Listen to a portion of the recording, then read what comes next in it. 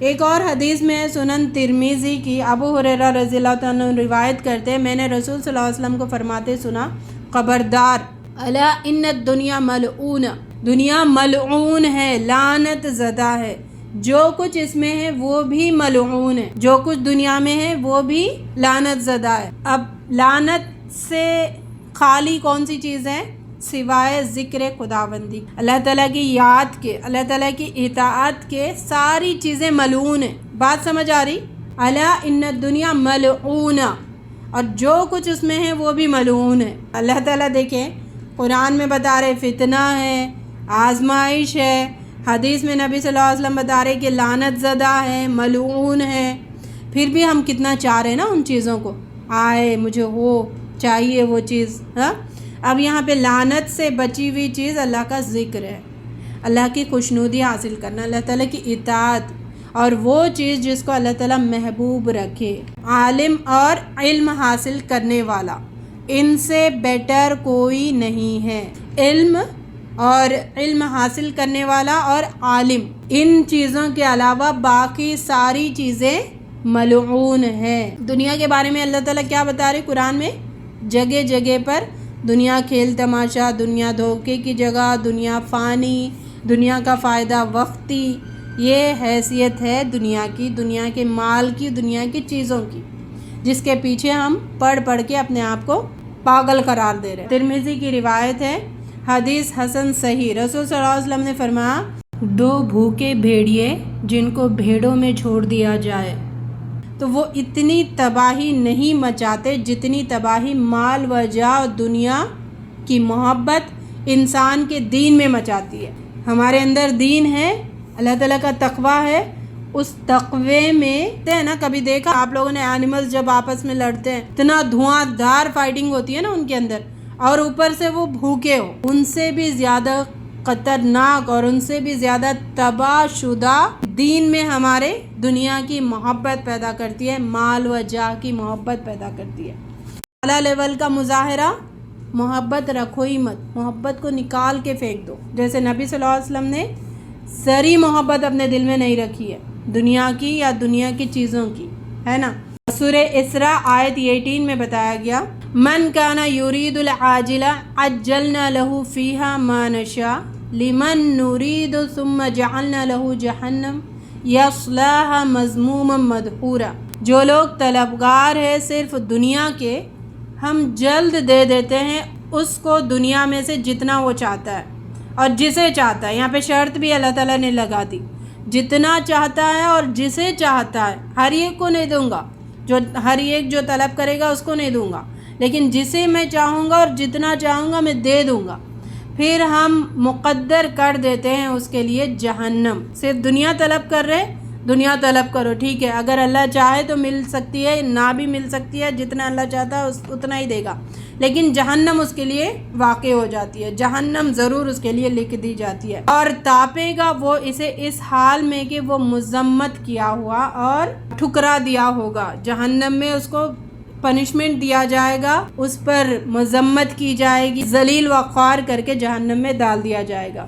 تو دنیا کی طلب، دنیا کی خواہش رکھنا اپنے اندر، دنیا کی جستجو رکھنا، نظریں اٹھا کر دیکھنا لوگوں کی دولت کی طرف، لوگوں کو جو چیزیں ملی ہے ان کے طرف، تو ویسے لوگوں کے لیے جہنم تیار کر رکھی ہے۔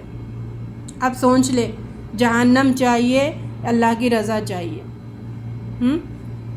اس پر عقل جب آئی، جب ہم اس کو سمجھ کے پڑھیں گے نا۔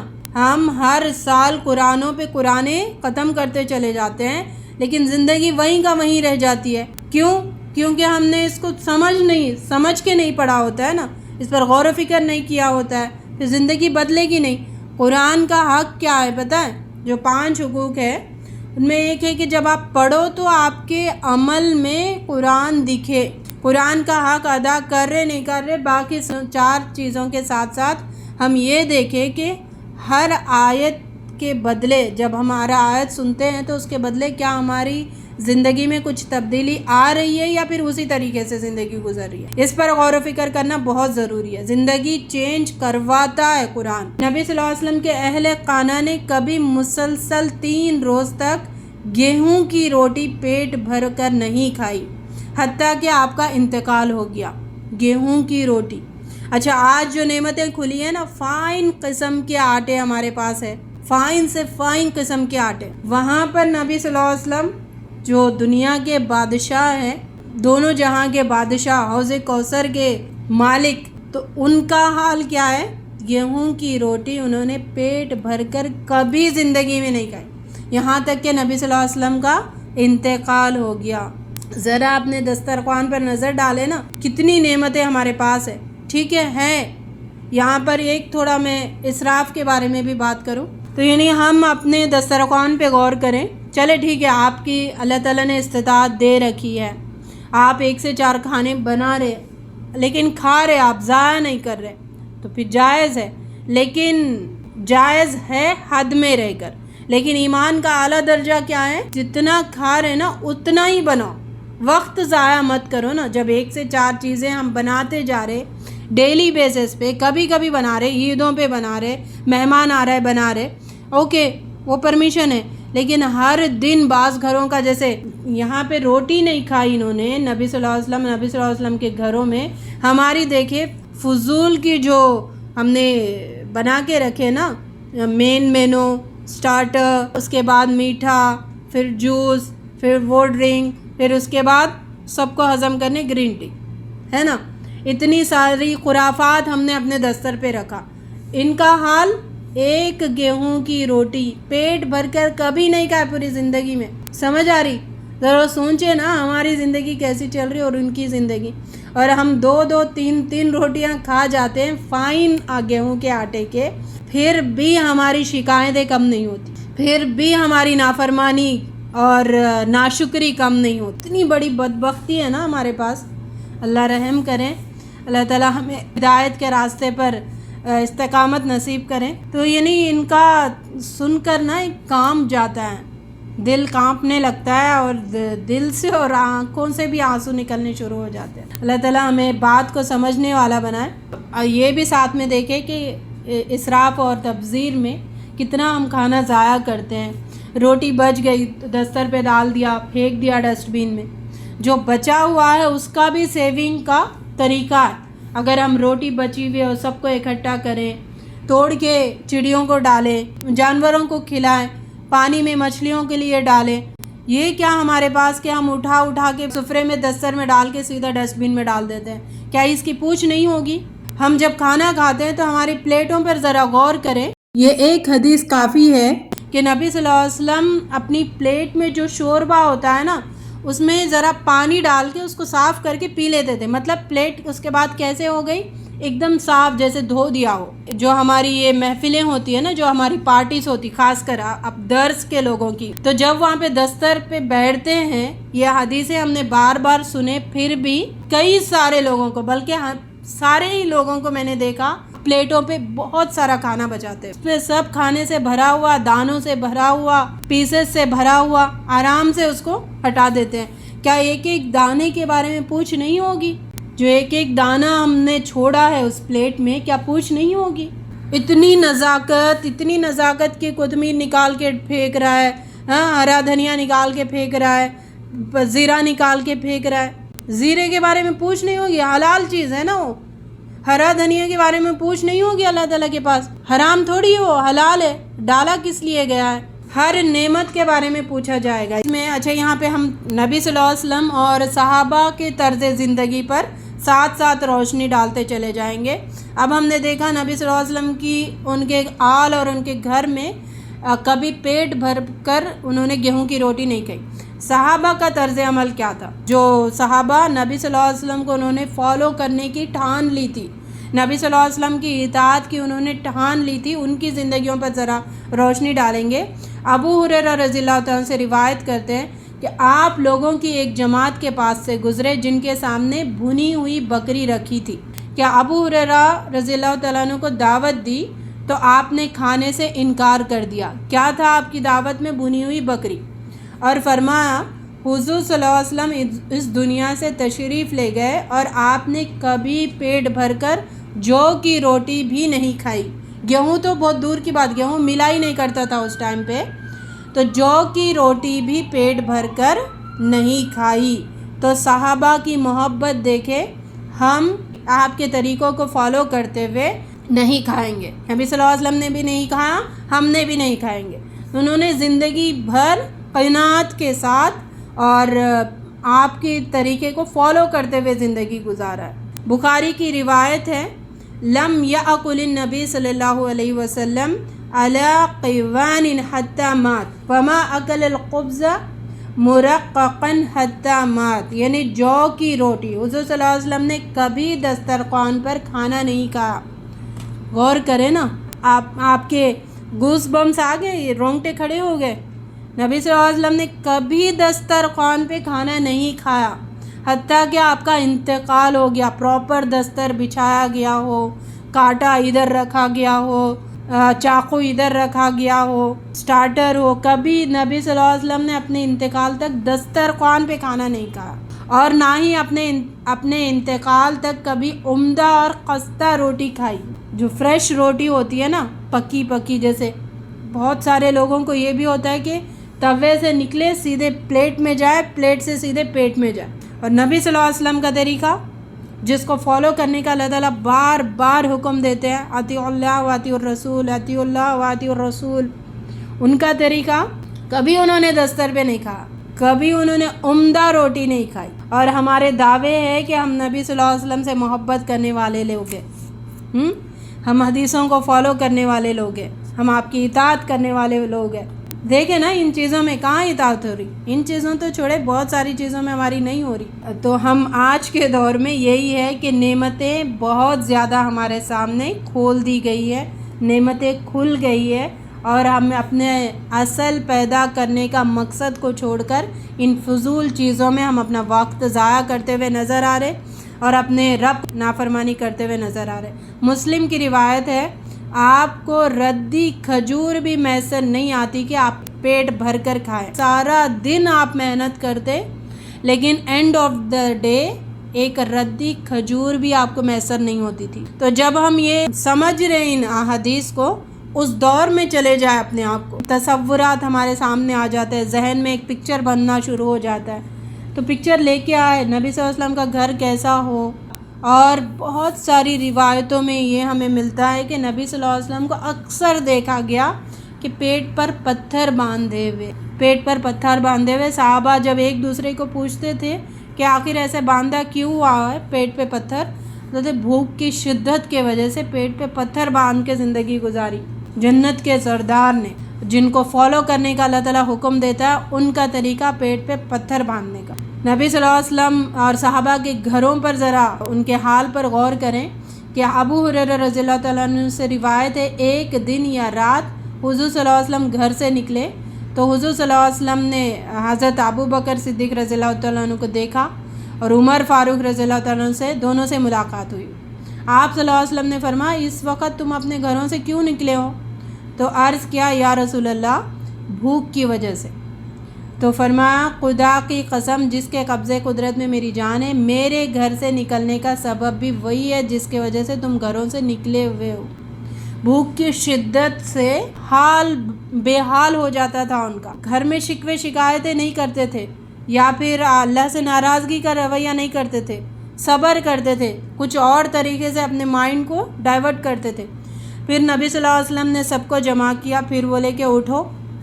وہ سب کھڑے ہوئے، ابو بکر صدیق رضی اللہ تعالیٰ عنہ اور عمر رضی اللہ تعالیٰ عنہ ایک انصاری کے گھر تشریف لے گئے. وہ انصاری گھر پر نہیں تھے. بیوی نے نبی صلی اللہ علیہ وسلم کو دیکھا اور ان دونوں صحابیوں کو دیکھا، انہوں نے خوشامد کہا، بٹھایا ان کو. اتنے میں وہ انصاری صحابی بھی آ گئے تھے. تو انہوں نے حضور صلی اللہ علیہ وسلم سے کہا، اور آپ کے دونوں صحابیوں کو دیکھ کر، آج کوئی شخص بھی ایسا نہیں ہے جس کے مہمان میرے مہمان سے زیادہ محترم ہو. پھر وہ گئے اور کھجور کی ایک ٹہنی لائے جس پر پکی تازہ کھجوریں تھی. تو عرض کیا، آپ لوگ اس کو تناول فرمائیں. پھر آپ اس انصاری صحابی نے چھری پکڑی تو نبی صلی اللہ علیہ وسلم نے کہا کہ دودھ دینے والی بکری ذبح مت کرنا. تو اس انصاری صحابی نے ایک بکری کو ذبح کیا، پھر اس کا گوشت پکایا اور کھجور کی شاخ اور کھجوریں نبی صلی اللہ علیہ وسلم نے کھایا. پھر آپ نے بکری ان کے سامنے پیش کی تو نبی صلی اللہ علیہ وسلم نے کھائے. پیٹ بھر کر آپ اور آپ کے دونوں صحابی کھا گئے۔ پھر اس کے بعد نبی صلی اللہ علیہ وسلم نے کہا اس ذات کی قسم جس کے ہاتھ میں میری جان ہے، قیامت کے دن ان نعمتوں کے متعلق تم سے سوال کیا جائے گا۔ اب دیکھیں کوئی ایک دانہ بھی اگر ہم نے پلیٹ میں بچایا ہوا ہے، اس نعمت کے بارے میں پوچھ ہوگی قیامت کے دن، تو اب اسی کے کانٹیکسٹ میں نبی صلی اللہ علیہ وسلم نے یہ بتایا کہ کھجور اور جو گوشت آپ کے سامنے پیش ہوا ہے اس کے بارے میں بتایا کہ یہ وہ نعمتیں ہیں جس کے بارے میں قیامت کے دن پوچھا جائے گا، سوال کیا جائے گا۔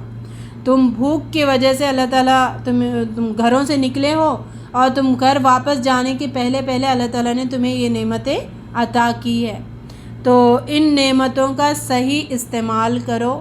ان نعمتوں کا پوچھ ہونے والی ہے اللہ تعالیٰ کے پاس، اس کی فکر کرو، اسراف مت کرو اور تبذیر مت کرو۔ ایک اور متفقن علیہ روایت ہے، سعد بن ابی وقاص رضی اللہ تعالیٰ عنہ سے مروی ہے، فرمایا میں وہ پہلا عرب ہوں جس نے اللہ تعالیٰ کی راہ میں تیر چلایا۔ ہم حضور صلی اللہ علیہ وسلم کی میت میں جہاد کرتے تھے، آپ کی زندگی میں جہاد کرتے تھے، اور ہمارے پاس کیکر کے پتوں کے علاوہ کھانے کو کچھ نہ ہوتا تھا۔ کیکر کا جھاڑ پتہ ہے نا، اور ایک حدیث میں بتایا گیا وہ پتے نا صحابہ کرام پانی میں ڈباتے تھے، تھوڑا تر کرتے تھے، پھر اس کو چبا کے کھا لیتے تھے۔ تو پھر انہوں نے کہا کہ قضائے حاجت کے وقت جب ہم ٹوائلٹ جاتے تو ہمارا ٹوائلٹ بکریوں کے مینگنیوں کی طرح ہوتا تھا، جس میں لیسدار مادے کا کوئی نام و نشان نہیں ہوتا تھا، یعنی پتے کھا کھا کر صحابہ کرام نے اتنا کلیئر بتایا۔ نہیں اللہ تعالیٰ چاہتے تو ان کو دولت سے بہرامند نہیں کرتے تھے، اللہ تعالیٰ چاہتے تو عالیشان نہیں رکھتے تھے، اللہ تعالیٰ کا منشا یہ نہیں ہے۔ بات یہ سمجھے، اللہ تعالیٰ کو دنیا دینا کوئی بڑی بات نہیں ہے، اللہ تعالیٰ چاہ رہے، اللہ تعالیٰ جنت دیں گے ہی امتحانوں میں مبتلا کر کے، اللہ تعالیٰ جنت دیں گے ہی، مصیبتوں کو تم فیس کر کے اس سے آگے نکلو گے تبھی جنت ملنے والی ہے، ورنہ اللہ تعالیٰ دے دیں گے۔ فرعون کو بھی دیا ہے، کافروں کو دیا ہے، دیں گے، کوئی بڑی بات نہیں ہے، لیکن ٹیسٹ وہ نہیں ہے نا، پہلے ٹیسٹ کو تو سمجھے۔ بخاری کی روایت ہے، صحابہ کا حال، حضرت محمد بن شیرین ابو ہریرہ سے روایت ہے، میں نے اپنی یہ حالت بھی دیکھی کہ میں حضور صلی اللہ علیہ وسلم کے ممبر اور حضرت عائشہ رضی اللہ تعالیٰ عنہ کے حجرے کے درمیان بے ہوش ہو کر گر پڑتا تھا، کوئی آدمی آتا اور میری گردن پر پاؤں رکھ دیتا، وہ سمجھتا کہ مجھ پر جنون کی کیفیت طاری ہے، حالانکہ مجھے جنون وغیرہ کچھ نہیں ہوتا، یہ حالت بھوک کی وجہ سے ہوتی۔ بھوک کی وجہ سے گلیوں میں گر جاتے تھے صحابہ کرام، بھوک کی وجہ سے غش کھا کے گر جاتے تھے، لیکن انہوں نے حرام کی طرف نہیں گئے، کبھی بھی اللہ کی ناشکری نہیں کی، انہوں نے ہر سچویشن کو ایکسیپٹ کیا کہ چلو ٹھیک ہے، میں جنت ملے گی نا اس کے بدلے۔ حضرت عائشہ رضی اللہ عنہ سے مروی ہے، آپ نے فرمایا کہ حضور صلی اللہ علیہ وسلم کا انتقال ہوا تو آپ کی ذرا 23 سا جو کہ عوض یہ کہ یہودی کے پاس رہن رکھی ہوئی تھی، ہر چیز کو رہن رکھ کر آپ نے کھانے پینے کا سامان کا انتظام کیا۔ ہمارے رہن کس وجہ سے چل رہے، دیکھیں ایک ٹائم کے کھانے کی وجہ سے چیزیں رہن رکھی نبی صلی اللہ علیہ وسلم نے، اور ہمارے رہن جھوٹا سٹیٹس لوگوں کو بتانے کے لیے، اپنی خواہش کے مطابق زندگی گزارنے کے لیے ہے، نہیں ہے۔ انس رضی اللہ عنہ سے مروی ہے، اور میں جو کی روٹی اور پگھلی ہوئی متغیر شدہ چربی لے کر حضور صلی اللہ علیہ وسلم کی خدمت میں حاضر ہوا، اور میں نے آپ کو یہ فرماتے سنا، محمد صلی اللہ علیہ وسلم کی آل کو نہ یہ کبھی صبح کو سا بھر طعام میسر ہوا اور نہ شام کو۔ اور محمد صلی اللہ علیہ وسلم کے گھر کتنے نمبر پر مشتمل ہے؟ 9 گھر آپ کے ہوا، کبھی پیٹ بھر کر نہ صبح میسر ہوا نہ شام۔ بخاری کی روایت ہے، عائشہ رضی اللہ تعالیٰ عنہ سے مروی فرماتی ہیں حضور صلی اللہ علیہ وسلم کا بستر چمڑے کا تھا جسے کھجور کی چھال وغیرہ سے بھرا گیا تھا، نرم نرم گدے والا۔ چلو نعمت کھل گئی ہے، اللہ تعالیٰ دنیا کھول دیا ہے، لیکن استعمال کرو، چیزیں استعمال کرنے سے روکا نہیں گیا، چیزیں استعمال کرو، لیکن تکبر میں مبتلا مت ہونا اور اسراف میں مبتلا مت ہونا۔ مسلم کی روایت ہے، سعد بن عبادہ کی عیادت کے لیے نبی صلی اللہ علیہ وسلم کے ساتھ 10 صحابہ کھڑے ہوئے تھے، تو اس وقت उन 10 सहाबा का हाल क्या था देखिए। हमारे पास ना जूते थे, ना मोज़े थे, ना टोपियाँ थी, ना ख़मीस थी। हम चटियल मैदान में ज़मीन पर चलते रहे हत्ता कि हम हज़रत साद के पास पहुँच गए। ये था सहाबा का हाल। ना पहनने को जूते, ना सॉक्स, ना सर पर टोपी, ना कमीज़, बांधने के लिए बस एक एक चादर हुआ करती थी। ये तरीक़ा है।